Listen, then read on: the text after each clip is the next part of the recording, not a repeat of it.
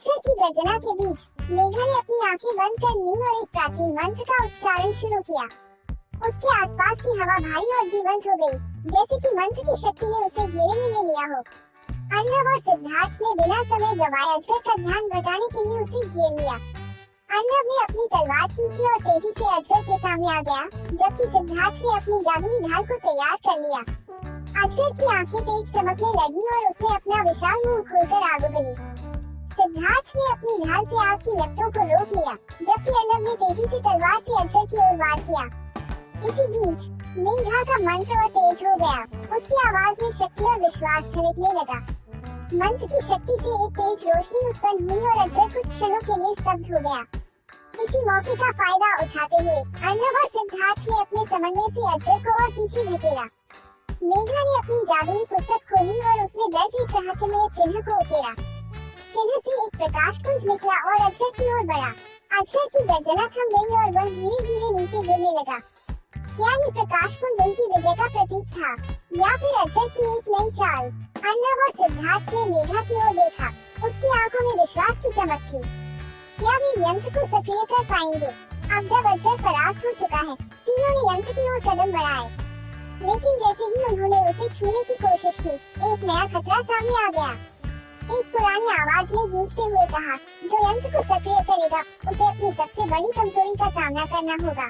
तीनों के चेहरे पर चिंता की लकीरें उभर आईं। क्या वे इस नए खतरे का सामना कर पाएंगे? कौन सी कमजोरी उनके सामने आएगी और क्या वे इसे पार कर पाएंगे? तीनों ने हिम्मत जुटाई और यंत्र के पास जाने का निर्णय किया। जैसे ही वे यंत्र के करीब पहुंचे, उनकी आंखों के सामने धुंधलता सा छा गया।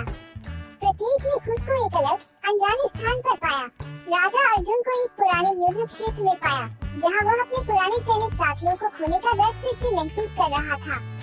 उसकी कमजोरी उसका अतीत था, जिसे वह भूलने की कोशिश कर रहा था। क्या वह इस दर्द को पीछे छोड़कर आगे बढ़ पाएगा? वीर शिवा को एक भयानक जंगल में पाया, जहां उसने बचपन में एक भयानक प्रेत को देखा था। उसकी कमजोरी उसका डर था, जो अब और भी भयानक रूप में उसके सामने खड़ा था। क्या वह अपने डर पर काबू पा सकेगा? योगिनी माया को एक माया जाल में फंसा पाया, जहां उसके सबसे करीबी लोग उसके विश्वास को तोड़ते हुए दिखाई दिए। उसकी कमजोरी उसका विश्वास था, जो अब टूटता हुआ नजर आ रहा था। क्या वह अपने विश्वास को फिर से जोड़ पाएगी? अब उन्हें अपनी अपनी कमजोरियों का सामना करना होगा। अगर वे अपने डर और टूटते विश्वास को पार कर पाएंगे, तभी वे यंत्र को सक्रिय कर पाएंगे और आगे बढ़ सकेंगे। अर्जुन, शिवा और माया ने अपने अपने डर और कमजोरियों का सामना करने का निश्चय किया। उनकी यात्रा एक पुराने जादुई जंगल में आरंभ हुई, जहां हर पेड़ और पत्ता एक अनोखी कहानी कहता था।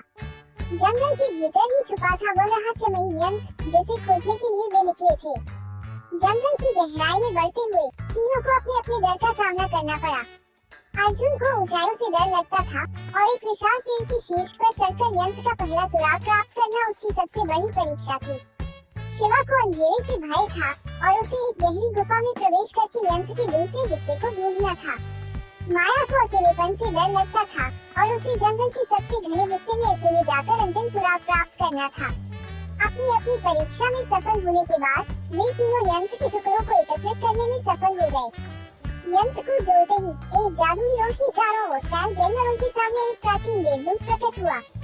उसने बताया कि यह यंत्र उनके जीवन को बदल देगा, क्योंकि इसमें छुपा था हिम्मत का अंश, जो किसी भी डर और कमजोरी पर विजय प्राप्त करने की शक्ति देता है। यंत्र से प्राप्त शक्ति से प्रेरित होकर अर्जुन, शिवा और माया ने अपनी दोस्ती और विश्वास की ताकत को पहचाना। वे समझ गए कि सच्ची हिम्मत अपने डर का सामना करने और अपने मित्रों पर विश्वास रखने में है।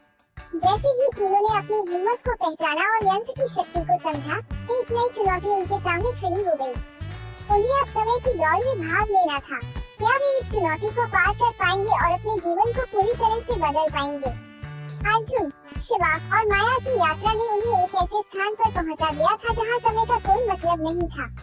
यह एक रहस्यमय जंगल था, जहां हर कदम पर जादू और खतरे छिपे हुए थे। अर्जुन ने आगे बढ़ते हुए देखा कि रास्ता हर थोड़ी देर में बदल रहा है।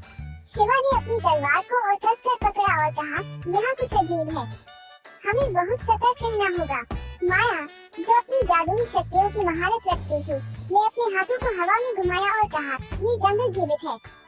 ये हमें हमारे रास्ते से भटकाने की कोशिश कर रहा है।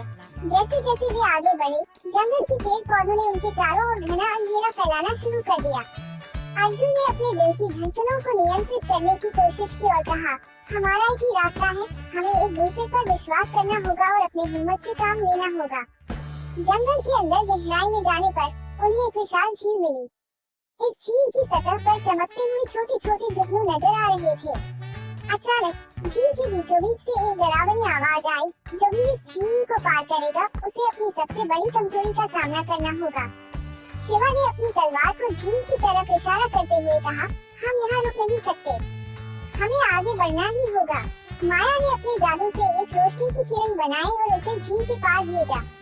रोशनी ने झील के पानी को पार किया और एक पुल का आकार लिया। ये हमारी परीक्षा है, हम इसे पार करेंगे, माया ने दृढ़ता से कहा। जैसे ही वे पुल पर कदम रखने लगे, प्रतीक को अपने अंदर की सबसे बड़ी डर का सामना करना पड़ा। अर्जुन ने देखा कि उसकी सबसे बड़ी कमजोरी, उसकी असफलता का डर, उसे कमजोर बना रहा है। शिवा को अपने गुस्से पर नियंत्रण पाने में मुश्किल हो रही थी, और माया ने देखा कि उसकी जादुई शक्तियाँ उसे ही नुकसान पहुंचा सकती हैं। लेकिन अपने विश्वास और एक दूसरे के समर्थन से वे सभी ने अपने डर का सामना किया और झील को पार कर लिया। जैसे ही वे जंगल की दूसरी ओर पहुंचे, उन्हें एक प्राचीन मंदिर दिखाई दिया। यह मंदिर समय के रहस्यों को छिपाए हुए था। अर्जुन ने कहा, ये हमारी अंतिम परीक्षा हो सकती है, हमें अपने विश्वास और हिम्मत के साथ इस मंदिर के अंदर जाना होगा।